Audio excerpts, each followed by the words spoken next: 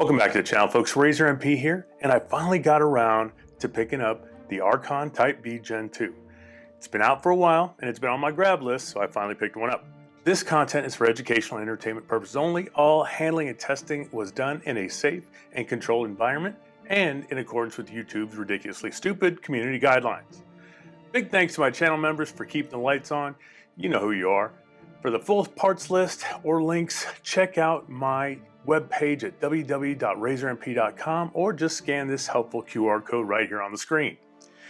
Now, the sample I tested is a striker-fired short recoil 9mm with roughly a 4.3-inch barrel and magazines in the mid to high teens depending on the configuration. Now, the frame is a steel monocoque and the box includes two magazines, one 15, one 18 round with 3 back straps and 2 grip extenders. I picked up an extra 18 round magazine, bringing my total to 115 and 218. The magazines are stamped made in Italy, which strongly suggests they're probably Mech-Gar OEMs, though I haven't talked to Archon to confirm that directly. They accept the standard, what seems to be standard CZ75 magazines, and I fitted the Taylor Freelance plus 5 base plates to my 18 rounders to max out capacity. It's an optics-ready pistol from the factory with a Shield RMSE footprint, and other Type B variants come cut with different footprints, like an RMR cut and an Acro cut. So you can choose the model that matches your preferred dot. Now, I put the Hollow Sun EPS on this one, and it co-witnessed cleanly. On my sample, the trigger measures right around 5 pounds as advertised. A monocoque pistol frame means the frame and structural chassis are one integrated piece rather than a polymer shell wrapped around a separate metal insert. In practice, that usually means a billet or forged block of steel, or sometimes aluminum in other designs, is machined into a full-length frame, so the frame itself is the structural backbone of the gun. There's no separate internal chassis to bolt into the polymer. The part you hold is the structure that holds the slide, barrel, and fire control unit. The single-piece construction produces some clean mechanical benefits because the frame is a rigid, continuous structure.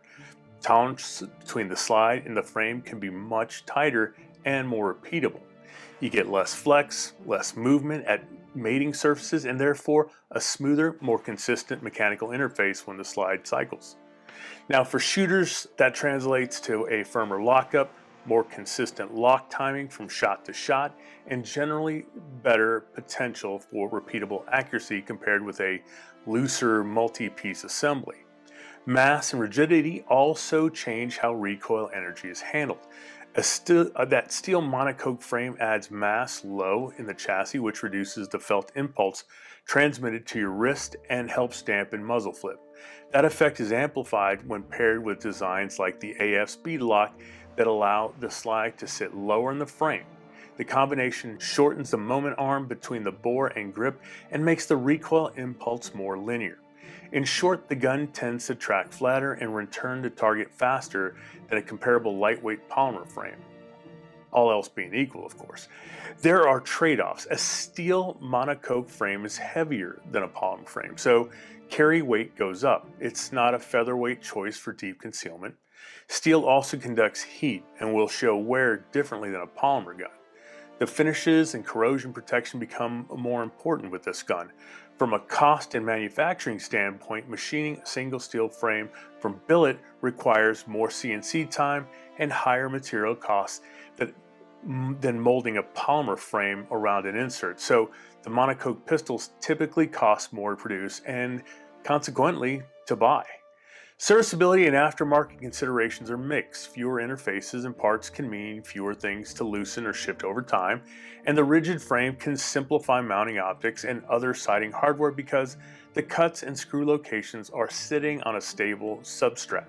Now, on the other hand, a damaged monocoque frame isn't as easily repaired or replaced as swapping out a polymer grip module or sliding in a new chassis. Repairs may be more involved and could require factory support or specialized gunsmithing. Finishes like Cerakote, PVD, nitride, and corrosion protection are actually worthwhile investments when you're talking about steel frames to protect their longevity. Archon's modular grip concept is the feature that stands out. The Type B uses swappable texture panels and backstrap configuration options so you can change how the gun fills your hand, and the system is arranged so you can shift between compact and full size without having to buy a whole different frame. I like having the multi-purpose gun, compact for concealability, full grip for control. That flexibility is practical for me. Ergonomically, the gun is comfortable. I really like the low bore axis and the big beaver tail.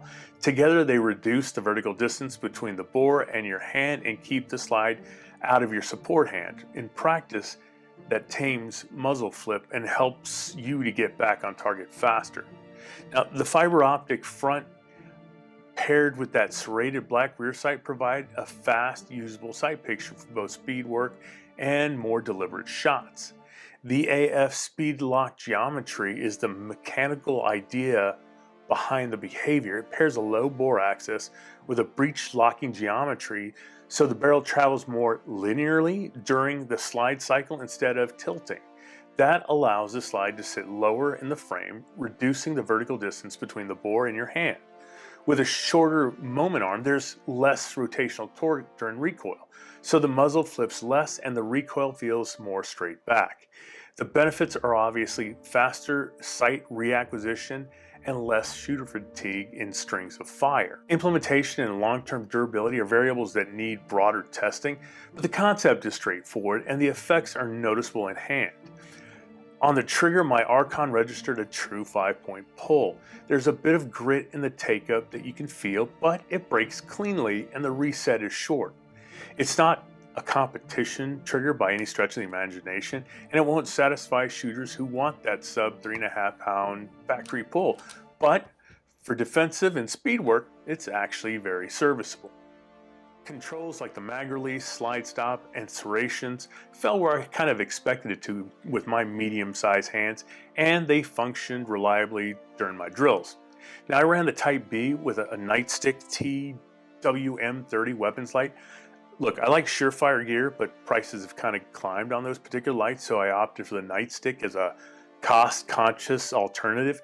It gives the look and feel of a proper weapon light at a fraction of the price, provides a decent output and runtime for ID work, and helps my grip.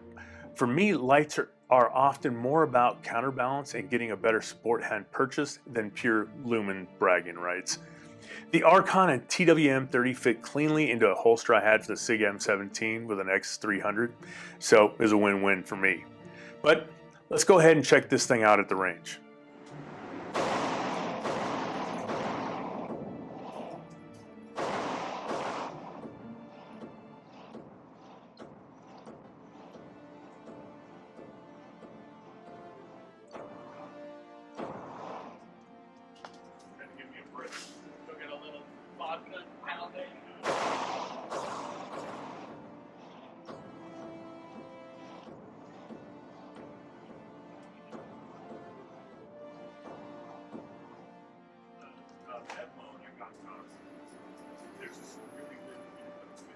Oh yeah, I've had some of that. Well, yeah, what kind? I don't know Right. what kind you can. Peanut butter whiskey, and then I got this really fishy cream soda, and you do half of that. And it doesn't taste like it at all. The first gun, red dash, and then like she started carrying. So I got her. It's just.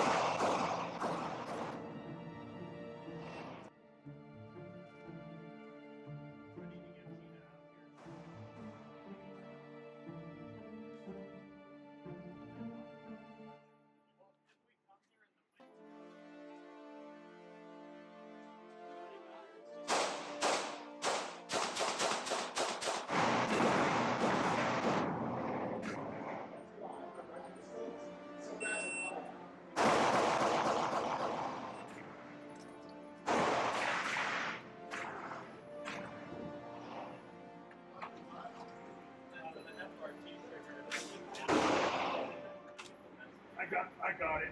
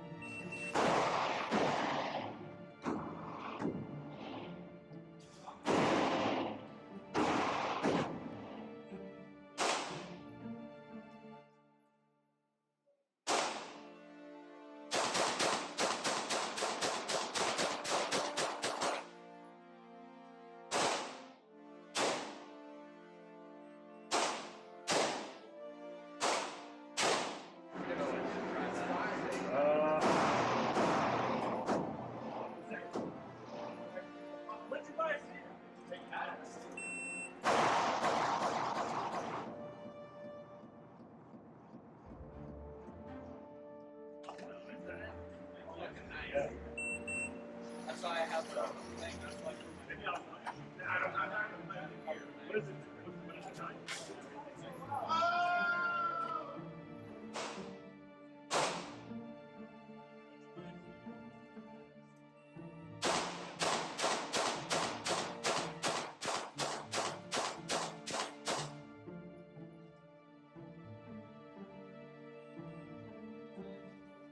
I ran a mix of carry and range loads through the Archon. Recoil and muzzle flip were moderate and controllable. Follow-ups felt faster than I expected for a compact size that, thanks to the grip geometry, the low bore axis, and the short reset. In the limited rounds I fired, I didn't see any feeding or extraction failures, but this is a single pistol and a limited round count, not a lifetime torture test, so keep that in mind. So my pros: the modular grip system for multiple grip lengths and swappable texture panels, the low bore axis and extended beaver tail that reduce that bore-to-hand recoil. The steel monocoque frame provides rigidity and a different recoil impulse compared to polymer guns, and that factory optic ready slide. Now, some of the cons or areas for improvement: the stock grip texture could be more aggressive for users who need that extra bite. The trigger on my sample is right at 5 pounds with a slightly gritty take-up. Buyers wanting a lighter, crisper factory trigger will likely need to look for something after factory. And while the shield armacy is common, a truly universal optic footprint would simplify swapping dots between multiple platforms. So something more universal, I think, would fit it. Now, who's this setup most likely to suit? Well, shooters who want a single, adaptable platform that can go from deep concealment to a large purchase that improves controllability. Users who value factory optic compatibility and modular ergonomics without committing a fortune to after factory parts. So the Archon Type B Gen 2 is a modern compact platform that emphasizes configurable ergonomics and geometry-driven recoil control. The monocoque frame and AF speed lock geometry are engineered choices aimed at stability and fast follow-ups. The modular grip system gives practical flexibility between concealment and control.